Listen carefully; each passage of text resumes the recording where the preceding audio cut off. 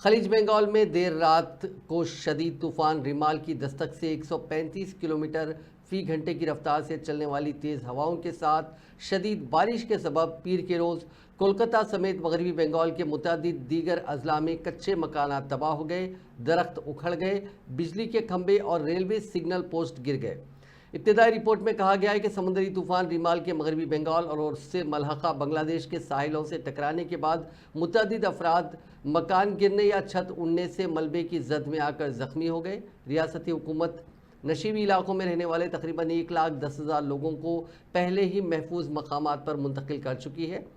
इलाकाई मौसमियाती मरकज़ के मुताबिक समुद्री तूफ़ान के साहिल से टकराने का सिलसिला इतवार की रात तकरीबन 8:30 बजे शुरू हुआ और मगरबी बंगाल के जुनूबी 24 परगनास के सागर जजीरे और मोंगला के नज़दीक ख्योपाड़ा के दरमियान पीर की सुबह को ख़त्म हुआ। इसके नतीजे में मूसलाधार बारिश हुई।